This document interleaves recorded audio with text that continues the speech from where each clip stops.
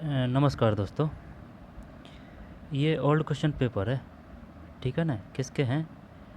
ये है मध्य प्रदेश के, ठीक है ना, मध्य प्रदेश के MPPEB। अब इसमें क्या है? इसमें है MPPEB 2022 टेट रिपोर्ट्स, यानी कि ये जो टेट है ना, इसके पेपर हैं। कहने का मतलब मनोविज्ञान, ठीक है ना, या फिर चाइल्ड डेवलपमेंट, साइकोलॉजी, जिस भी एग्ज़ाम में आती है उन सभी के लिए काम का है। तो इस वजह से अपन इनको देख रहे हैं, क्योंकि जो ओल्ड क्वेश्चन पेपर है ना, उनसे ही सही पता चलता है। अब जैसे कि अगर कोई कोचिंग वगैरह का देखते हैं तो उनमें वो वाली दम नहीं होती है, ठीक है ना, ये बेस्ट होते हैं। तो चलिए, और वैसे भी अपन जैसे कि जो रीट लगी है 2011 से और 2022 तक के जितने भी पेपर हैं उन सबको देख चुके हैं। अब ये है तो ये काम के हैं। तो चलिए शुरू करते हैं। 150 क्वेश्चन देख लेते हैं, इसके बाद में फिर अगले दिन देखेंगे। हाँ भाई, चल बताइए, निम्न में से कौन सा शिक्षण का सिद्धांत नहीं है? इसमें साथ ही आंसर किया ना, और ये ऑफिशियली है मध्य प्रदेश का। जिस प्रकार अपने जो ऑफिशियल होते हैं सरकार के, रीट के, RSSMB के माध्यम से, उसी प्रकार मध्य प्रदेश के ऑफिशियल ही आंसर की है, ठीक है ना। तो कोई वो वाली दिक्कत नहीं है कि गलत गलत की या फिर कोई त्रुटि की संभावना। गलती होगी तो उसकी जिम्मेदारी मध्य प्रदेश बोर्ड की होगी, ठीक भाई। निम्न में से कौन सा शिक्षण का सिद्धांत नहीं है? निगमन से आगमन की ओर। इनमें से कौन सा शिक्षण का सिद्धांत नहीं है? तो निगमन से आगमन की ओर देखें, स्वाभाविकता का सिद्धांत सही है। अब ये बहुत शानदार क्वेश्चन है, बहुत ही शानदार क्वेश्चन है ये। अब ये अगर आगमन से निगमन देता ना तो फिर बात सही बैठती। तो ये सिद्धांत नहीं है। जबकि आगमन को बोलते हैं, आगमन आगमन विधि बोलते हैं उदाहरण वाली, यानी कि उदाहरण से नियम की ओर चलती है। जो निगमन वाली, इसमें नियम होते हैं, नी से नियम, आ से उदाहरण। इस प्रकार से याद कर रखा है। मूर्त का मतलब समझ रहा है? जैसे कि ये कुछ हो रहा है, ये कुछ हो रहा है, ये मूर्त है। और जो अमूर्त, जो दिख नहीं रहा है, वो अमूर्त है। स्वाभाविकता का सिद्धांत, मूर्त से अमूर्त की ओर, निगमन से आगमन की ओर, ये नहीं है। सरल से कठिन की ओर है। ये क्वेश्चन है ना, काफ़ी बेर आ चुका है। अब है ना, और एक बात बता दो, अच्छी तरह से दिमाग में बैठा लेना। ये इस प्रकार से इसका वो क्या बोलते हैं, वो पूर्व धारणा, पूर्व धारणा मत बनाना कि चल भाई ये है, ये जो मध्य प्रदेश का टेट है तो यहाँ है, इसमें इसका ही पेपर आएगा। नहीं भैया, चाहे वो किसी भी प्रकार की एग्ज़ाम हो। और देख लेना, अब ये देख लो, पहला ही क्वेश्चन है ये, काफ़ी क्वेश्चन है ये आ चुका है। बताइए कौन सा सिद्धांत सही है, या फिर कौन सा शिक्षण सिद्धांत है, ठीक है। यहाँ पर निगमन विधि में किस प्रकार से जाया जाता है, या फिर आगमन विधि किसे कहते हैं। इस प्रकार के काफ़ी क्वेश्चन मिलेंगे। तभी तो अपन ये जो सरकारी है उन्हीं को ही देख रहे हैं, कोचिंग वगैरह के नहीं, क्योंकि उनमें वो दम वाली बात नहीं होती है। चाहे मध्य प्रदेश का हो, चाहे अपना हो, चाहे और स्टेट का हो, तो उनको देखेंगे ओल्ड क्वेश्चन पेपर अपने सिलेबस के हिसाब से। ये बात है। तो निम्न में से कौन सा शिक्षण का सिद्धांत नहीं है? तो शिक्षण का सिद्धांत निगमन से आगमन नहीं है। निगमन विधि ज़्यादातर गणित में चलती है, ठीक भाई। जब स्वाभाविकता का सिद्धांत, मूर्त से अमूर्त का सिद्धांत, है ना, मूर्त से अमूर्त की ओर। सरल से कठिन, जैसे कि सरल फिर कठिन, ठीक है ना, सरल से कठिन की ओर। और ये अगर आगमन से निगमन कर देता तो ये सही हो जाता, है ना। आगमन को विशिष्ट भी बोलते हैं, विशिष्ट का मतलब उदाहरण, उदाहरण को विशिष्ट बोलते हैं। तो समझ रहे हैं बात को? चाहे वो आगमन बोल दे या विशिष्ट बोल दे या पर उदाहरण बोल दे, एक ही बात है। तो अगर बोल देता वो कि विशिष्ट से नियम की ओर, तो ये सही हो जाता। उदाहरण से नियम की ओर, तो ये सही हो जाता, ठीक भाई। तो स्वाभाविकता का सिद्धांत, मूर्त से अमूर्त की ओर, सरल से कठिन की ओर, आगमन से निगमन की ओर। भाषा अर्जित करना, ये इसमें ना बस इसका एक जो अपन को माइनस पॉइंट मिलेगा वो ये मिलेगा। इसमें क्या है कि साथ के साथ आंसर है।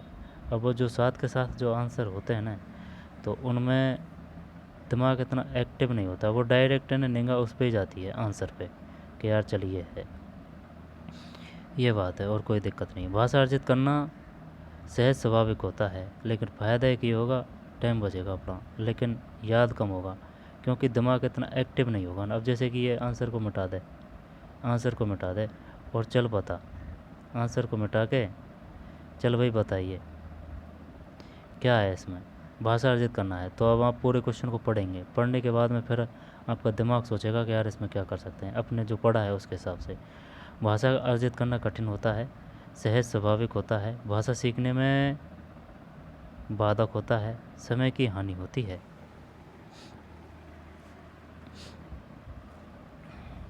तो भाषा अर्जित करना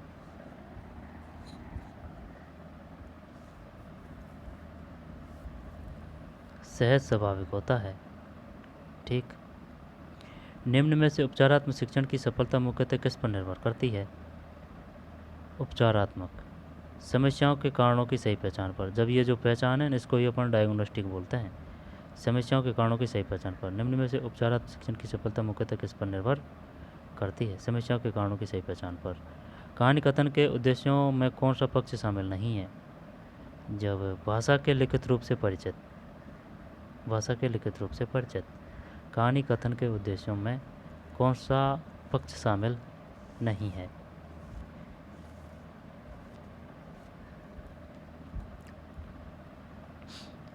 शब्द भंडार का विकास, कल्पना कहानी है ना, कहानी से इन चीज़ों का विकास होता है कहानी कथन के उद्देश्यों में। जब शब्द भंडार का विकास, कल्पनाशीलता का विकास, सृजनात्मकता का विकास, सृजनात्मकता का भी विकास होता है। अच्छा, भाषा के लिखित रूप से परिचय, तो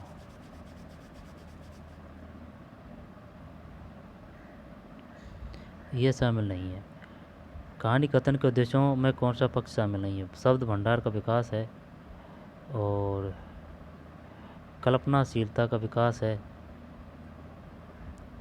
ना, सृजनात्मकता का विकास है, भाषा के लिखित रूप से परिचय। कहानी कथन के हिसाब से आंसर देना है अपन को, लिखित रूप से परिचय, शब्द भंडार का विकास, कल्पनाशीलता का विकास, सृजनात्मकता का विकास। मूल्यांकन का मुख्य उद्देश्य होता है यह जानना, यह जानना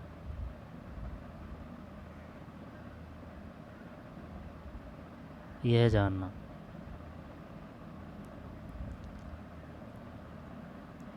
ये गहरा कर रखा है ना। मूल्यांकन का मुख्य उद्देश्य होता है यह जानना बच्चे कैसे सीखते हैं। फिर कविता को भावपूर्ण तरीके से पढ़ना कविता के भाव को समझने में सहायता करता है। फिर लिखित कार्य की जांच में बच्चों की सहायता लेने से बच्चों को दूसरों के हस्तलिखित सामग्री को पढ़ने का अवसर और अवलोकन क्षमता के विकास का अवसर मिलता है। ये है भाई, लिखित कार्य की जांच में बच्चों की सहायता लेने से, लिखित कार्य की जांच में बच्चों को दूसरों के हस्तलिखित सामग्री को पढ़ने का अवसर और अवलोकन क्षमता के विकास का अवसर मिलता है। लोकगीतों को भाषा की कक्षाओं में स्थान दिया जाना चाहिए क्योंकि इससे बच्चे संस्कृतिगत विशेषताओं से परिचित होते हैं। पाठ पढ़कर बच्चों से प्रश्न बनवाने से शिक्षक को यह जानने का अवसर मिलता है कि बच्चों ने पाठ को कितनी गहराई से समझा है। भाषा विकास का द्वितीय चरण निम्न में से क्या है? SBPL। SBPL का मतलब सुनना, बोलना, पढ़ना। SBPL बोलना। बच्चों में हिंदी भाषा सिखाने के प्रति रुचि उत्पन्न करना यह उद्देश्य है प्राथमिक स्तर के छात्रों के लिए। प्राथमिक स्तर के छात्रों के लिए। कक्षा 8 के बच्चों के लिए साहित्य का चयन करते समय आपके लिए निम्न में से क्या जानना सर्वाधिक जरूरी है? बच्चों की मनोवैज्ञानिक विशेषता और भाषा प्रयोग की क्षमता। बच्चों के मनोविज्ञान की विशेषताएं और भाषा प्रयोग की क्षमता। नाटक, सिनेमा, परिचर्चा, वाद विवाद आदि बच्चों की स्वतंत्र, स्वाभाविक, मौखिक एवं लिखित प्रतिक्रिया व्यक्त करने की क्षमता का विकास करने में मदद करते हैं। दोबारा देख, नाटक, सिनेमा है ना, नाटक, सिनेमा, परिचर्चा, वाद विवाद आदि बच्चों की स्वतंत्र व स्वाभाविक, मौखिक एवं लिखित प्रक्रिया व्यक्त करने की क्षमता का विकास करने में मदद करते हैं। भाषा सीखने में होने वाली त्रुटियाँ, जब ये है भाषा सीखने की प्रक्रिया के स्वाभाविक पड़ाव है भाषा सीखने में होने वाली त्रुटियाँ, जबकि बच्चे शैक्षिक पाठ्यक्रम आदि की असफलताओं के संकेतक हैं, सही नहीं है, इनके प्रति कठोर रवैया अपनाना चाहिए। भाषा सीखने में होने वाली त्रुटियाँ ना, ये है इसमें भाषा सीखने की प्रक्रिया के स्वाभाविक पड़ाव है। पाठ्यपुस्तक भाषा शिक्षण में मुख्यतः क्या सहायता करती है? भाषा की विभिन्न घटनाएं प्रस्तुत करती है पाठ्य पुस्तक। ठीक है भाई, देखते हैं इसको, है ना। गद्यांश शानदार होगा। हम जब असंगठित हुए, हमें आर्थिक एवं राजनीतिक रूप से इसकी कीमत चुकानी पड़ी। हमारे विचारों में जब जब संकीर्णता आई, आपस में झगड़े हुए, हमने जब कभी नए विचारों से अपना मुख मोड़ा, हमें हानि हुई। हम विदेशी शासन के अधीन हो गए। ये बात इसमें प्रधानमंत्री श्रीमती इंदिरा गांधी ने अखिल भारतीय राष्ट्रीय एकता सम्मेलन के दौरान कही थी। सचमुच राष्ट्रीय एकता सशक्त और समृद्ध राष्ट्र की आधारशिला होती है। राष्ट्रीय एकता का तात्पर्य राष्ट्र के विभिन्न घटकों के परस्पर एकता, प्रेम एवं भाईचारे का कायम करना है। भारत में कई धर्मों एवं जातियों के लोग रहते हैं, जिनके रहन सहन एवं आस्था में अंतर तो है ही, साथ ही उनकी भाषाएं भी अलग अलग है। इन सब के बावजूद पूरे भारतवर्ष के लोग भारतीयता की जिस भावना से ओतप्रोत रहते हैं, उसे राष्ट्रीय एकता का विश्व भर में सर्वोत्तम उदाहरण कहा जा सकता है। रविंद्रनाथ टैगोर ने कहा, भारत की एकता तथा चेतना समय की कटौती पर सही सिद्ध हुई है। राष्ट्र की आंतरिक शांति तथा सुव्यवस्था और बाहरी दुश्मनों से रक्षा के लिए राष्ट्र की आंतरिक शांति तथा सुव्यवस्था और बाहरी दुश्मनों से रक्षा के लिए राष्ट्रीय एकता परम आवश्यक है। यदि हम भारतवासी किसी कारणवश छिन्न भिन्न हो गए, तो हमारी पारस्परिक फूट को देखकर अन्य देश हमारी स्वतंत्रता को हड़पने का प्रयास करेंगे। बात तो सही है। इतिहास के अध्ययन से हमें पता चलता है कि प्राचीन काल में समूचा भारत एक ही सांस्कृतिक सूत्र में आबद्ध था, किंतु आंतरिक दुर्बलता के कारण विदेशी शक्तियों ने हम पर आधिपत्य स्थापित कर लिया। इन विदेशी शक्तियों ने हमारी सभ्यता और संस्कृति को नष्ट करना शुरू किया, जिससे हमारी आस्थाओं एवं धार्मिक मूल्यों का धीरे धीरे पतन होने लगा। हमें राष्ट्रीय एकता कायम रखने की आवश्यकता है, तभी हम डॉक्टर एस राधाकृष्णन की कही गई इस बात को सही साबित कर सकते हैं। भारत ही अकेला देश है जहाँ मंदिरों, गिरजाघरों, मस्जिदों, गुरुद्वारों और मठों में शांतिपूर्ण से अस्तित्व है। इसका कथन है डॉक्टर एस राधाकृष्णन। आज देश की राष्ट्रीय एकता का सबसे बड़ा खतरा आतंकवाद से है। आतंकवाद न केवल हमारी बल्कि संपूर्ण विश्व की समस्या है। आतंकवादी द्वारा कभी मुंबई को निशाना बनाया जाता है, तो कभी देश की राजधानी दिल्ली को। आज कश्मीर की समस्या आतंकवाद की ही देन है। पिछले 2 दशकों में हम इस आतंकवाद ने देश के कई राज्यों में अपार क्षति पहुँचाई है। राष्ट्रीय एकता में बाधक अनेक शक्तियाँ में अलगाव की राजनीति भी एक है। उपयुक्त गद्यांश के निम्न में से उस उच्च शीर्षक का चयन कीजिए। राष्ट्रीय एकता। उपयुक्त गद्यांश के अनुसार भारतीय अकेला न है, डॉक्टर एस राधाकृष्णन। निम्न के शब्द युग का प्रयोग सर्वोत्तम गद्यांश में नहीं किया गया है। भिन्न भिन्न, धीरे धीरे, अलग अलग, जब जब। फिर उपयुक्त गद्यांश के अनुसार भारत की एकता तथा चेतना समय की कटौती पर सही सिद्ध हुई है। निम्न में किसका है ना, रविंद्रनाथ टैगोर। फिर उपयुक्त गद्यांश के अनुसार राष्ट्रीय एकता से क्या तात्पर्य है?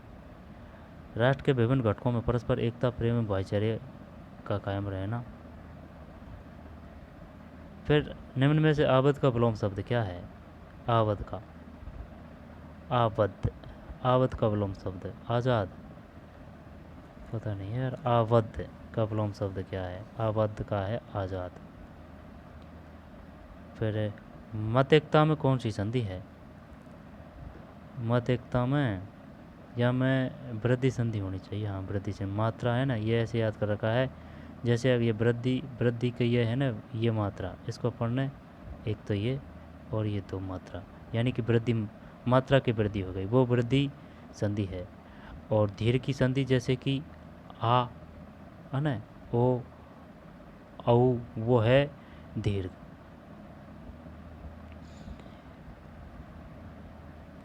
भारतवासी शब्द में कौन सा समास है? तत्पुरुष समास। फिर है ना, समुद्र कुमारी चौहान। और मतिमान का अर्थ क्या है? बुद्धिमान है। फिर निम्न में कौन सा शब्द करुणा का पर्यायवाची नहीं है? निष्ठुरता। दम नहीं है यार पेपर में। दोहे और रोले को क्रम से मिलाने पर निम्न कौन सा छंद बनता है? कुंडलिया,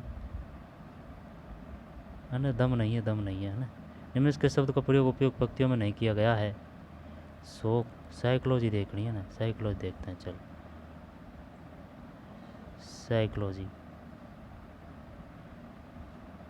ठीक भाई। उपचारात्मक शिक्षण के संबंध में कौन सा कथन सही नहीं है? उपचारात्मक शिक्षण के संबंध में कौन सा कथन सही नहीं है? जब ये विशेष शिक्षा के समान है, प्रत्येक छात्र पर ध्यान देना केवल विशेष ज़रूरतें वालों छात्रों के लिए ही नहीं है।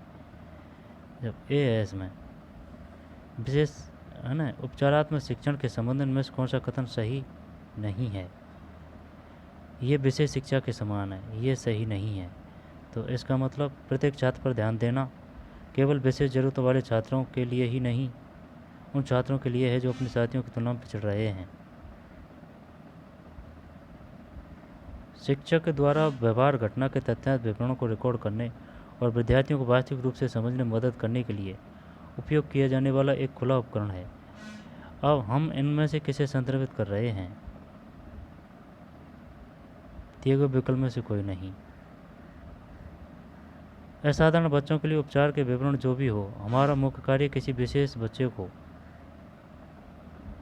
अपने पर्यावरण के लिए पर्याप्त रूप से समायोजित बनने में सहायता करना होना चाहिए। निम्न में से कौन सा ABS के व्यापक विषयों के अंतर्गत नहीं आता है? बी, पौधे, परिवार और रिश्तेदार, आश्रय, चीज़ें जो हम बनाते हैं और करते हैं। शेल्टर, पौधे नहीं आते हैं। पर्यावरण अध्ययन को परिभाषित किया गया है। ए है एक बहुविषयक शैक्षणिक क्षेत्र जो पर्यावरण के साथ मनुष्य के संबंध का व्यवस्थित रूप से अध्ययन करता है। और एनवायरनमेंट स्टडी एक गैर जलवायु कारक है। आर्द्रता, दबाव, नमी या भूमि अपक्रमण। कोई भी स्थान जिसके लिए ऐतिहासिक और स्थापत्य सांस्कृतिक संरक्षण की आवश्यकता होती है क्या कहलाता है? विरासत परिसर। और विरासत के प्रति जागरूकता के संबंध में एनटच का पूर्ण रूप क्या है? कला और सांस्कृतिक विरासत के लिए भारतीय राष्ट्रीय न्यास। फिर भारत सरकार ने ग्रामीण लोगों के जीवन की गुणवत्ता में सुधार लाने और महिलाओं को गोपनीयता और सम्मान प्रदान करने के उद्देश्य से कौन सा कार्यक्रम और कब शुरू किया था? ये है 1986 में केंद्रीय ग्रामीण स्वच्छता कार्यक्रम CRSP 1986। CRSP 1986। भारत के प्रधानमंत्री ने स्वच्छ भारत मिशन कब शुरू किया? 2 अक्टूबर है ना, 2 अक्टूबर 2014। फिर भारत सरकार द्वारा इनकोस्पायर की स्थापना किस वर्ष की गई? इनकोस्पायर 1962। फिर टल्स TRLS का पूर्ण रूप क्या है जिसे इसरो के पूर्ववर्ती संगठन द्वारा स्थापित किया गया था? Thumba equatorial rocket launching station. Thumba equatorial rocket launching station. फिर निम्नलिखित में कौन सी अंतरिक्ष एयरोस्पेस एजेंसी अपने देश के साथ सही सम्मिलित नहीं है? जब देखें बी को हटा देते हैं ना, CNSA ये चीन की है। CNSA चीन की है और CNES फ्रांस की है और LPAN इंडोनेशिया की है। लेपेन इंडोनेशिया। लेपेन इंडोनेशिया है ना, तो लेपेन कहाँ की है? इंडोनेशिया की। लेपेन लेपन है ना, LAPAN लेपेन कहाँ की है? इंडोनेशिया की। और CNES फ्रांस की है ना, CNES फ्रांस की। बताइए फ्रांस की जो अंतरिक्ष एजेंसी है उसका नाम क्या है? क्वेश्चन आ चुका है। फ्रांस की CNES है और इंडोनेशिया की लेपेन है। इंडोनेशिया की लेपेन। देख ने से लेपेन कर देंगे ना, इंडोनेशिया लेपेन हो गई। फ्रांस की CNES हो गई और नहीं है तो इसको तो छोड़ ही देते हैं, डेनमार्क की को। तो CNES की तो बता दी ना अभी। CNES की CNES तो फ्रांस की है।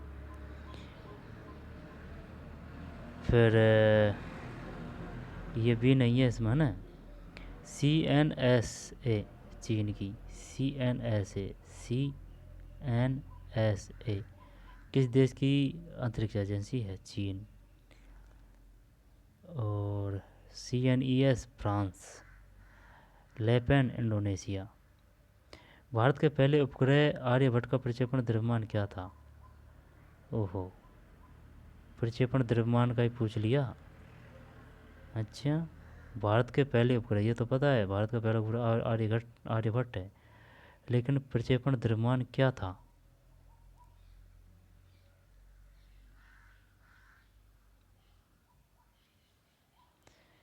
भैया 360 किलो। ये ऐसे है ना, जैसे कि 400 केजी, 300 केजी, 300 किलो, जब 360 किलो है ये। पृथ्वी का पहला कृत्रिम उपग्रह किस वर्ष सफलतापूर्वक प्रक्षेपित? 1975 है क्या? नहीं है 75 तो। कृत्रिम उपग्रह की बात है ना, जब 54, 57, 60, बी 1957। पृथ्वी का पहला कृत्रिम उपग्रह किस वर्ष सफलतापूर्वक प्रक्षेपित किया गया? अपन तो यार 1975 समझ रहे थे, 1975 में आर्यभट्ट। नहीं नहीं, ये 1957 है ना। कृत्रिम उपग्रह किस वर्ष सफलतापूर्वक प्रक्षेपित किया गया? 1957। भारत के पहले उपग्रह आर्यभट्ट का कक्षीय जीवन था जब 17 साल से थोड़ा कम। भारत के पहले उपग्रह आर्यभट्ट का कक्षीय जीवन था 17 साल से थोड़ा कम। SLV-3 है ना, SLV-3 सैटेलाइट लॉन्च व्हीकल 3 को किस वर्ष सफलतापूर्वक प्रक्षेपित किया गया? SLV-3 1980 है भाई। SLV-3 1980। SLV-3 1980। निम्नलिखित में से कौन सा उपग्रह SLV-3 या SLV-3 satellite launch vehicle? SLV की फुल फॉर्म क्या है? Satellite launch vehicle. Satellite launch vehicle SLV, S, L और V, सैटेलाइट लॉन्च व्हीकल, ठीक है ना। के प्रथम सफल प्रक्षेपित द्वारा प्रक्षेपित किया गया, सफल प्रक्षेपण द्वारा प्रक्षेपित किया गया। SLV की फुल फॉर्म क्या है? Satellite launch vehicle. Satellite launch vehicle, satellite launch vehicle. इनमें कौन सा उपग्रह SLV-3 या SLV-3 के प्रथम सफल प्रक्षेपण द्वारा प्रक्षेपित किया गया? जब रोहिणी सैटेलाइट 3 है, Rohini satellite 3, Rohini satellite 3, Rohini satellite 3, Rohini satellite 3। कौन सा उपग्रह SLV-3 या SLV-3 है ना, या SLV को बोलते हैं satellite launch vehicle. Satellite launch vehicle SLV-3 के प्रथम सफल परीक्षण द्वारा प्रक्षेपित किया गया था। Rohini satellite 3, Rohini satellite 3। निम्न में कौन सा उपग्रह कक्षा में पहुंचने में विफल रहा? जब SROSS 1, SROSS, SROSS 1 है सोर्स। कौन सा उपग्रह कक्षा में पहुंचने में विफल रहा? सोर्स है SROSS। इसरो के निम्नलिखित उपग्रहों पर विचार करें। रोहिणी उपग्रह ए है, रोहिणी उपग्रह RSD-2, रोहिणी उपग्रह RS-1। इसरो के निम्नलिखित उपग्रहों पर विचार करें। जब कैसे करना है, निम्नलिखित में कौन सा मिशन सफल रहा?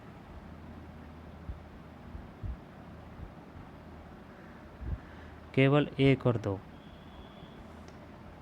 RSD-2 और रोहिणी उपग्रह RS-1। 1 और 2। और इसरो के निम्नलिखित अंतरिक्ष यान पर विचार करें। चंद्रयान और मार्स ऑर्बिटर स्पेसक्राफ्ट, जो वो होते हैं ना अंतरिक्ष में स्पेस अंतरिक्ष प्रौद्योगिकी, वहाँ से जो क्वेश्चन आते हैं ना, वहाँ से क्वेश्चन फंसेगा यहाँ। इसरो के निम्नलिखित अंतरिक्ष यान पर विचार करें। चंद्रयान फर्स्ट, मार्स, ये तो मंगल का था। मंगल के लिए, मंगल ग्रह पर कौन सा वो छोड़ा था अपन ने ना, मार्स ऑर्बिटर स्पेसक्राफ्ट, मार्स से मंगल है। चंद्रयान फर्स्ट। उपरोक्त में से किसे पी एस एल वी की फुल फॉर्म क्या है, वो पूछेगा ज़रूर कि SLV की फुल फॉर्म क्या है। Solar launch vehicle, solar launch vehicle है ना, सोलर कुछ ऐसे ही तो है, SLV की आ जाएगा। कहाँ जाएगा, रहेगा वो पीछे यार। PSLV, SLV satellite launch vehicle, हाँ ये रिया देख, SLV, SL और V, SLV को बोलते हैं सैटेलाइट लॉन्च व्हीकल। फिर इसरो के निम्नलिखित उपग्रहों पर विचार करें। कौन सा मिशन सफल रहा, 1 और 2। रोहिणी उपग्रह RSD-2 और रोहिणी उपग्रह RS-1, D और 1। फिर इसरो के निम्नलिखित अंतरिक्ष यान पर विचार करें। Chandrayaan first, Mars orbiter spacecraft. जब PSLV की फुल फॉर्म क्या है, पोलर सैटेलाइट लॉन्च व्हीकल या ध्रुवीय उपग्रह प्रमोचक rocket. Polar satellite launch vehicle PSLV, polar PSLV polar satellite launch vehicle या ध्रुवीय उपग्रह प्रमोचक रॉकेट का उपयोग करके लॉन्च किया गया था। जब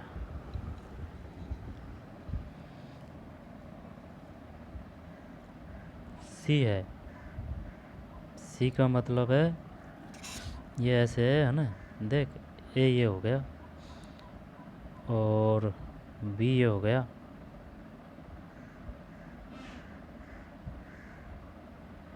गलत बता रहे हैं क्या, ओनली एक, ओनली टू, ओनली एक और दो, ओनली एक और तीन। जब सी है इसमें है ना, सी का मतलब दोनों, एक और दो।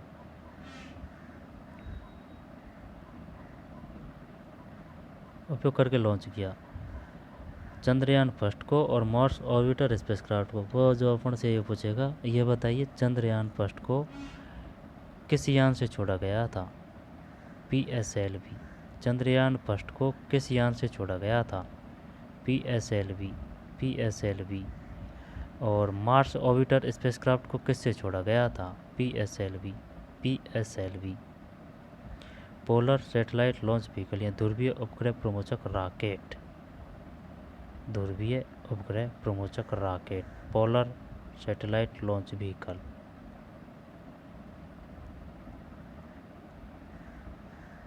निम्नलिखित में से कौन New Space India Limited NSIL का कार्य है, डी है 1, 2 और 3। यानी कि उपग्रह सैटेलाइट बनाना किसकी बात है, NSIL की।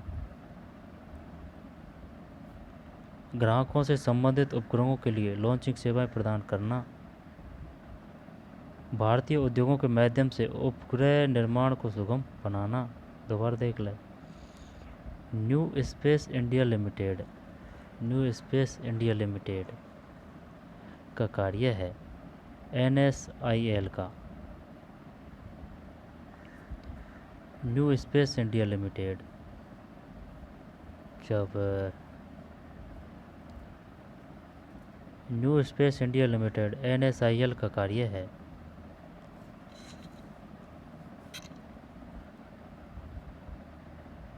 उपग्रह सैटेलाइट बनाना, ग्राहकों से संबंधित उपग्रहों के लिए लॉन्चिंग सेवाएं प्रदान करना, भारतीय उद्योगों के माध्यम से उपग्रह निर्माण को सुगम बनाना। उपग्रह निर्माण, इनमें से कौन New Space India Limited NSIL का कार्य है। NSIL जानता है ये जो भारत सरकार की निजी कंपनी है ये, है ना, प्राइवेट कंपनी। उपग्रह सैटेलाइट बनाना, ग्राहकों से संबंधित उपग्रहों के लिए लॉन्चिंग सेवाएं प्रदान करना, भारतीय उद्योगों के माध्यम से उपग्रह निर्माण को सुगम बनाना। NSIL, ध्यान रख लेना इसको ना, NSIL। छोटे समूह में परिचर्चा के दौरान शिक्षक को क्या सुनिश्चित करना चाहिए? डी है 1, 2, 3। हर चर्चा लक्ष्योन्मुखी होनी चाहिए, यानी लक्ष्यों की ओर, लक्ष्य की ओर।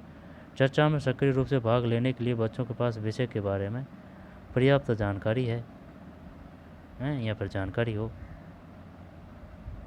किसी भी दृष्टिकोण या मत का अनादर या उपहास नहीं होना, ये है।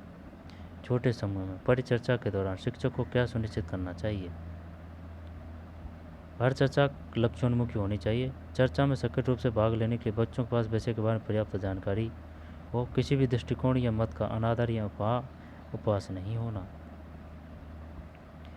कई छात्र छोटे परिचर्चा का आनंद लेते हैं क्योंकि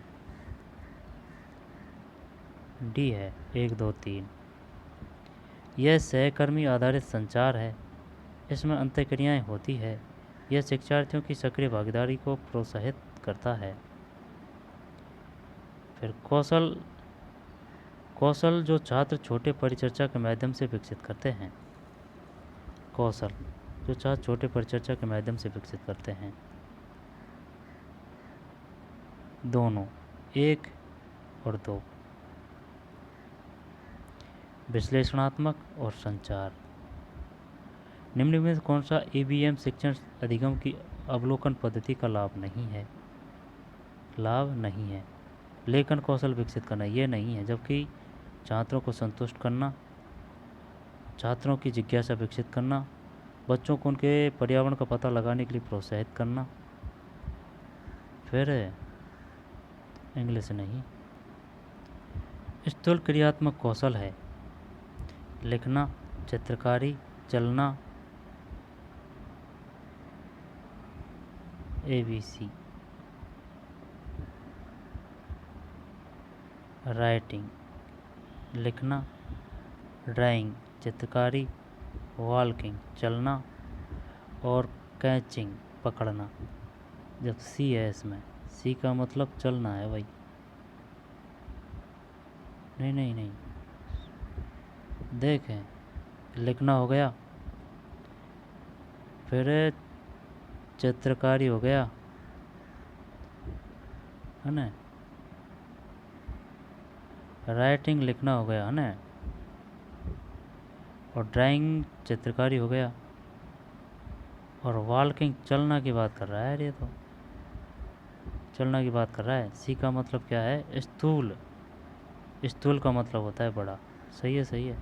लिखना छोटी चीज़ है, चित्रकारी भी छोटी चीज़ है, और छोटी चीज़ जैसे कि माया काम है ना, चलना, भागना, दौड़ना, गेंद को फेंकना, ये स्थूल है। विकास में निश्चित क्रम पाया जाता है, सिर से पाँवों तक, सिर से पाँवों तक। जैसे कि सिर है तो सिर से पाँवों तक। फिर विकास के निर्धारक तत्व है परिपक्वता एवं सीखना। फिर दौड़ना व चढ़ना निम्न से संबंधित है, पाँवों का क्रियात्मक कौशल। फिर वृद्धि एवं विकास एक दूसरे अंतर संबंधित और अंतर्निर्भर है।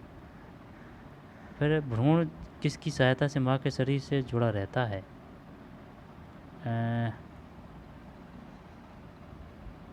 अपरा है। मस्तिष्क का 75% विकास किस आयु में होता है? 5 वर्ष में। 5 वर्ष में होता है। चम्मच पकड़ने की क्रिया बालक सीखता है आँख एवं हाथ के समन्वय से। आँख एवं हाथ के समन्वय से। फिर विकास की गति एक व्यक्ति से दूसरे व्यक्ति में भिन्न होती है, परंतु प्रतिरूप का अनुसरण करते हैं। जब सी है अनुक्रमित एवं व्यवस्थित। अनुक्रमित एवं व्यवस्थित। विकास की गति एक व्यक्ति से दूसरे व्यक्ति में भिन्न होती है, परंतु प्रतिरूप का अनुसरण करते हैं। अनुक्रमित व्यवस्थित। सीखने के लिए किसने स्वतंत्रता एवं निरंतरता को आवश्यक कहा है? ये तो स्किनर है। स्किनर नहीं भाई, फ्रावोल है यार। ये तो फ्रावेल। सीखने के लिए किसने स्वतंत्रता एवं निरंतरता को आवश्यक कहा है? सीखने के लिए किसने स्वतंत्रता एवं निरंतरता को आवश्यक है ने कहा है ना, प्रोवेल है। भाषा अर्जन का सिद्धांत किसने दिया? चोमस्की है, सही है, चोमस्की। बबलाना 2 महीने के आयु में प्रारंभ होता है, 2 महीने के आयु में प्रारंभ होता है बबलाना। फिर बबलाने की क्रिया में प्रथम स्वर होता है, बबलाने की क्रिया में प्रथम स्वर होता है। एक विद्यार्थी अधिगम पर उसकी आर्थिक स्थिति का किस प्रकार प्रभाव पड़ता है? अमीर विद्यार्थी अधिक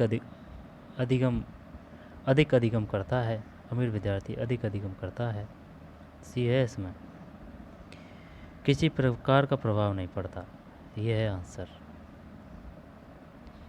निम्न में से कौन सा विकल्प व्यक्ति उपलब्धि में व्यक्तित्व भिन्नता का प्रतीक नहीं है? निम्न में से कौन सा विकल्प उपलब्धि में व्यक्तिगत भिन्नता का प्रतीक नहीं है? व्यक्तिगत भिन्नता का प्रतीक नहीं है। जब लिंग में विभिन्नता, कौन सा विकल्प उपलब्धि में व्यक्तित्व भिन्नता का प्रतीक नहीं है? ये नहीं है लिंग में भिन्नता। पूर्व अनुभवों में भिन्नता, रुचियों में भिन्नता, पूर्व निर्देशन में विभिन्नता। सीखने की प्रक्रिया में विद्यार्थी द्वारा की गई त्रुटियों के संबंध में कौन सा कथन सर्वोत्तम है? त्रुटियां अधिगम प्रक्रिया का भाग है। त्रुटियां एक बालक के व्यक्तित्व के मापन की सर्वाधिक व्यक्तिपरक विधि है जब प्रश्नावली विधि है ना, प्रश्नावली विधि, क्वेश्चन माइंडर मेथड, प्रश्नावली विधि।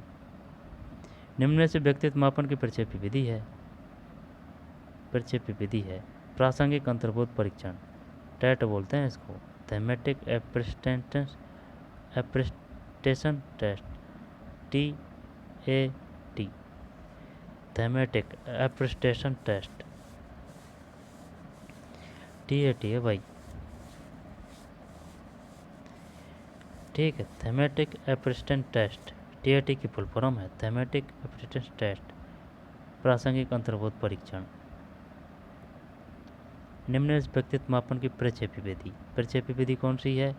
TAT की फुल फॉर्म क्या है? थैमेटिक एप्रेस्टेशन टेस्ट, हिंदी में क्या बोलते हैं? प्रासंगिक अंतर्बोध परीक्षण। निम्नलिखित में कौन सा कारक पर्यावरण या परिवेश से संबंधित नहीं है? जब भावनाएं नहीं है, साथियों के समूह, समुदाय, परिवार, भावनाएं नहीं है। बच्चों के सीखने के तंत्र को समझना महत्वपूर्ण है जिससे कि उन्हें नई संकल्पनाएं सिखाएं, उन्हें नई संकल्पनाएं सिखाएं। फिर ये कहा गया है ना, यह के माध्यम से है मनुष्य की क्षमता और उनके वातावरण में कार्य करने की क्षमता में वृद्धि होती है। जब सीख रहा हूँ, यह सीख रहा हूँ के माध्यम से है कि मनुष्य की क्षमता और उनके वातावरण में कार्य करने की क्षमता में वृद्धि होती है, सीख रहा हूँ। शिक्षकों के लिए जानना महत्वपूर्ण है कि बच्चे कैसे 1 और 2 सोचते हैं और सीखते हैं। अधिगम को आंशिक रूप से एक संज्ञानात्मक प्रक्रिया है, आंशिक रूप से एक है, ये ए है इसमें। सामाजिक और स्नेही। फिर सीखना एवं संज्ञानात्मक प्रक्रिया के रूप में योग्य है क्योंकि इसमें निम्नलिखित शामिल है: विचार, धारणा और विश्लेषण। निम्नलिखित में कौन सा कथन सही नहीं है? अध्यापन अधिगम का कोई अलग अर्थ नहीं है। जबकि देख, अध्यापन और अधिगम के अलग अलग अर्थ होते हैं, अध्यापन और अधिगम के अलग अलग अर्थ होते हैं। अध्यापन और अधिगम एक दूसरे से संबंधित है। अध्यापन अधिगम की प्रक्रिया अध्यापन और अधिगम दोनों से भिन्न होती है, दोनों से भिन्न होती है। अध्यापन टीचिंग का संबंध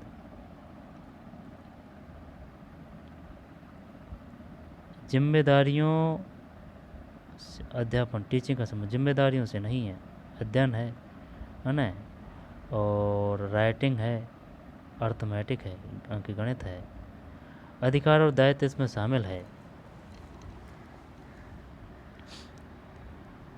ए शिक्षा एजुकेशन। फिर अधिगम और सोचना, ए कर दो दोनों। अपेक्षिक रिलेटिव प्रक्रियाएं हैं, प्रासंगिक कॉन्टेक्सचुअल, ठीक है ना। अधिगम, अधिगम और सोचना, अधिगम और सोचना, सी है, ए कर दो। यानी कि अधिगम और सोचना अपेक्षिक रिलेटिव, अधिगम और सूचना अपेक्षिक और रिलेटिव प्रक्रिया है, प्रासंगिक कॉन्टेक्सचुअल है। अधिगम और सूचना अपेक्षिक रिलेटिव और प्रासंगिक कॉन्टेक्सचुअल है। फिर निम्नलिखित में कौन से सीखने की प्रक्रिया में सक्रिय भागीदार है? शिक्षक और शिक्षार्थी, सी दोनों। फिर प्रभावी शिक्षण है, सी दोनों। सहयोगी और विचारोत्तेजक, ठीक भाई, ये हो चुका है एक। अब अलग आ रहा है 5 मार्च 2022 को, 5 मार्च 2022 को लगी है परीक्षा, ठीक। भाषा की कक्षा में समाचार पत्र पत्रिकाओं का उपयोग यह सुनिश्चित करता है कि शिक्षण सामग्री का उपयोग हो रहा है। शिक्षण सामग्री का उपयोग हो रहा है। प्राइमरी कक्षा में पठन शिक्षण का उद्देश्य इनमें से क्या नहीं है? प्रश्नों के उत्तर याद करें। विद्यार्थी पाठ्य पुस्तक अथवा उसके जोड़े की पाठ्य सामग्री को शुद्ध उच्चारण, उच्च स्वराघात एवं बालाघात के साथ पढ़ सकें। विद्यार्थी उपयुक्त गति से पढ़ सकें। प्रश्नों के उत्तर याद कर सकें। विद्यार्थी अपने स्तर की पुस्तकों के अध्ययन से मनोरंजन प्राप्त कर सकें। ये तो आंसर दे रखा है ना, ये शानदार क्वेश्चन है। प्रश्नों के उत्तर याद कर सकें, ठीक है। निम्न में से संज्ञानात्मक संपत्ति का न्यूनतम स्तर क्या है? ज्ञान है। बहुसांस्कृतिक पृष्ठभूमि वाली कक्षा में भाषा शिक्षण को क्या करना चाहिए? भाषा शिक्षक को परस्पर बातचीत करने का अधिक से अधिक अवसर देना चाहिए, ठीक है। भाषा शिक्षण के लिए आवश्यक है अलग अलग संदर्भों में भाषा प्रयोग के अवसर। किसी भाषा कक्षा में कहानी कथन की आवश्यकता के संदर्भ में कौन सा तर्क उचित नहीं है? सभी बच्चों की क्षमता अनुसार कल्पना व्यक्ति का विकास होता है। सभी बच्चों की क्षमता अनुसार कल्पना शक्ति का विकास होता है। कौन सा तर्क नहीं है? कहानी कथन की आवश्यकता के संदर्भ में कौन सा तर्क उचित नहीं है? ये नहीं है। सभी बच्चों को भाषा सुनने का परिवेश मिलता है। सभी बच्चों की क्षमता को ध्यान में रखते हुए यह उचित नहीं है। कहानी कथन बच्चों को शब्द भंडार के विकास के अवसर प्राप्त होते हैं, अने ये तो सही है। सभी बच्चों की क्षमता को ध्यान में रखते हुए यह उचित नहीं है। सभी बच्चों को भाषा सुनने का परिवेश मिलता है, डी नहीं है भाई इसमें। वाइगोस्की के अनुसार सीखने को उसके सामाजिक संदर्भ से पृथक नहीं किया जा सकता। तो वाइगोस्की सामाजिक। भाषा शिक्षण के संदर्भ में कौन सा कथन सही नहीं है? भाषा अर्जन और भाषा अधिगम में अंतर होता है। भाषा सीखने में अन्य विषयों का अध्ययन अध्यापन सहायक होता है। समृद्ध भाषा परिवेश भाषा अर्जित करने में सहायक होता है। सतत एवं व्यापक मूल्यांकन में व्यापक शब्द का अभिप्राय है। संज्ञानात्मक एवं सहज संज्ञानात्मक, संज्ञानात्मक एवं सहज संज्ञानात्मक। कहानी, कविता, गीतों और नाटकों के माध्यम से बच्चे अपनी सांस्कृतिक धरोहर से जुड़ते हैं। भाषा सीखने के लिए कौन सा साधन सबसे उपयुक्त माना जाता है? अनुकरण करना। हमारे अनुभवों को आकार देने में भाषा की महत्वपूर्ण भूमिका होती है। इसका शैक्षिक निहितार्थ यह है कि कक्षा में बच्चों की विविध संदर्भों में अनुभव करने में विभिन्न अनुभवों में स्वयं को जोड़ने के अवसर दिए जाएं। संगीता 8वीं कक्षा में हिंदी भाषा पढ़ती है। कविता भाव के बारे में बातचीत करते समय आप उन्हें किसके प्रति सचेत रहने की सलाह देंगे? कविता का एक निश्चित भाव अर्थ नहीं हो सकता। पत्र पत्रिकाएं भाषा सीखने में साधक है, भाषा की पाठ्य पुस्तकें साधन है।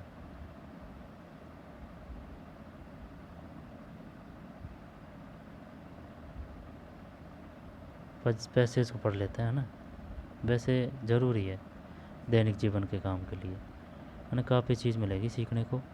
आज हम इस असमंजस में पड़े हैं और यह निश्चित नहीं कर पाए हैं कि हम किस ओर चलेंगे और हमारा ध्येय क्या है। स्वभाव ऐसी अवस्था में हमारे पैर लड़खड़ाते हैं। हमारे विचार में भारत के लिए और सारे संसार के लिए सुख और शांति का एक ही रास्ता है, और वह है अहिंसा और आत्मवाद का। अपनी दुर्बलता के कारण हम उसे ग्रहण न कर सके, पर उसके सिद्धांतों को तो हमें स्वीकार कर ही लेना चाहिए और उसके परिवर्तन का इंतज़ार करना चाहिए। यदि हम सिद्धांत ही नहीं मानेंगे तो उसके परिवर्तन की आशा कैसे की जा सकती है? सही बात है।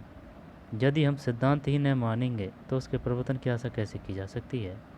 जहाँ तक मैंने महात्मा गांधी जी के सिद्धांत को समझा है, वह इसी आत्मवाद और अहिंसा के, जिसे वे सत्य भी कहा करते थे, मानने वाले और प्रवर्तक थे। उसे ही कुछ लोग आज गांधीवाद का नाम भी दे रहे हैं।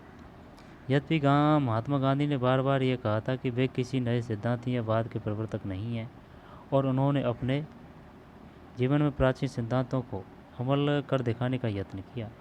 विचार कर देखा जाए तो जितने सिद्धांत अन्य देशों, अन्य काल और स्थितियों में भिन्न भिन्न नामों और धर्मों में प्रचलित हुए हैं, सभी अंतिम और मार्मिक अन्वेषण के बाद इसी तत्व अथवा सिद्धांत में समाविष्ट पाए जाते हैं। केवल भौतिक से अलग हैं भौतिकवाद। हमें असमंजस की स्थिति से बाहर निकलकर निश्चय कर लेना है कि हम अहिंसावाद और आत्मवाद और गांधीवाद के अनुयायी और समर्थक हैं, न कि भौतिकवाद के। प्रेय और श्रेय से हमें श्रेय को चुनना है। श्रेय ही हितकर है, भले ही वह कठिन और श्रम साध्य हो। इसके विपरीत प्रेम आरंभ में ही भले ही आकर्षक दिखाई देता है, उनका अंतिम परिणाम अहितकर होता है।